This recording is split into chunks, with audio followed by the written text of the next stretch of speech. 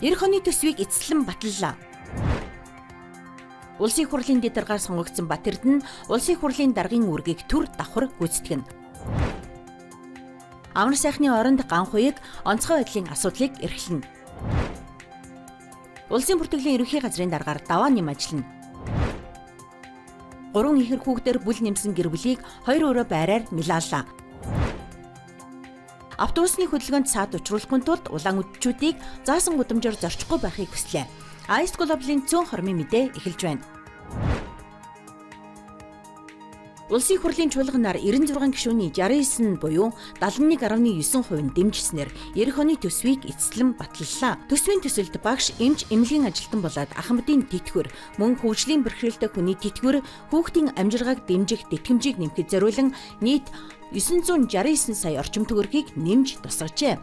Үүний улмаас урсгал зардлыг нийт 990 орчим сая төгрөгөөр, хөрөнгийн зардлыг 361 сая орчим төгрөгөөр тус бууруулан баталсан байна.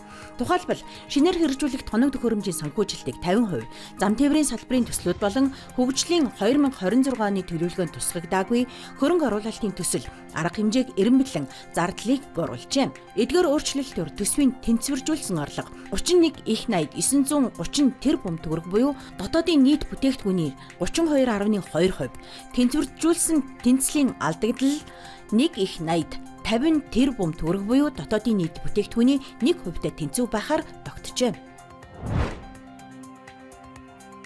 Улсын их хурлын дэд даргаар Батэрдэн ажиллаж байна.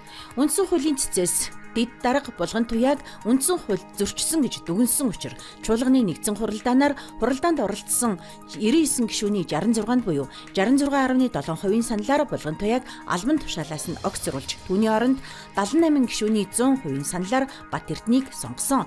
Тэрээр улсын их хурлын даргыг сонгогдтол даргын үүргийг давхар гүйцэтгэх юм. Амар сайхны оронд хас суурийн ганхуйг онцгой байдлын асуудал эрхэлсэн Монгол улсын шадар сайд боллоо. Засгийн газар өнгөрсөн 10 дугаар сарын 29-нд хуралдахад ерөнхий сайд Зандан шадар сайд амар сайхныг хариуцлагын гэрээд зөрчсөн тул албан тушаалаас нь огцруулж байгаа талаар мэдгдсэн. Хууль цааснаар ерөнхий сайд танхимын гишүүдэд томилох, чөлөөлөх, огцруулах бүрэн эрхтэй болсон учраас тэрээр ганхуйгийг санал болгож улсын их хурлаар баталгаажууллаа. Улсын их хурлын гишүүн ганхуйг нь парламентод 2 удаа сонгогдсон ажиллаж байгаа бөгөөд улсын их хурлын төсвийн банкны хорны даргаар ажиллаж байсан юм а. Засгийн газрын ээлжид хуралдаанаар улсын бүртгэлийн ерөнхий газрын даргаар даваа нямыг томиллоо. Даваа ням нь эрх зүйч мэргэжилтэй, цагдаагийн байгууллагад мөрдөгч, гадаадын иргэн харьяатын газар, хууль зүйн дотоод хэргийн яам, улсын бүртгэлийн ерөнхий газарт тус албан тушаал хашиж байсан. Төрийн албанд 25 жил ажиллажээ. Түүнд ерөнхий сайд Зандан шадар улсын бүртгэлийг бүрэн захимжуулах, төрийн үйлчлэгийг хүн сурталгүй, чирэгдэлгүй болгох, мэдээллийн сангийн аюулгүй, найдвартай байдлыг сайжруулах үүрэг даалгавар өгсөн байна. 3 ихрээр бүл нэмсэн гэр бүлийг орон нутгийн зүгээс 2 өрөө байраар нэлааллаа. Тодорхойлбол Орхон аймгийн иргэн Гамболд Цэдэн Заяа нарын гэр бүл 3 ихэр охиноор бүл нэмжээ. Охидын хувьд Орхон аймагт мэндэлсэн 4 дахь 3 ихэр болж байгаа юм. Тус аймагт анх 2004 онд 3 ихэр охин, 2017 онд 2 хүү 1 охин, 2018 онд 3 ихэр охин тус мэндэлж байжээ.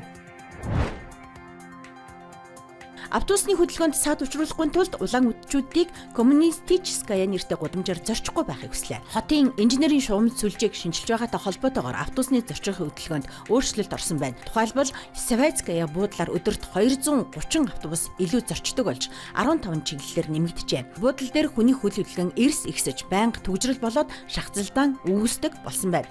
Тиймээс хотын захиргаа жолооч нарт Коммунистическая гудамжаар бос ялалтын өргөн чөлөө Борсеев, Шмидт зэрэг гудамжаар тойрон гарахыг санал болгожээ. Ice Global-ийн цөөн хормын мэдээ байлаа. Ажлын амжилт хүсье.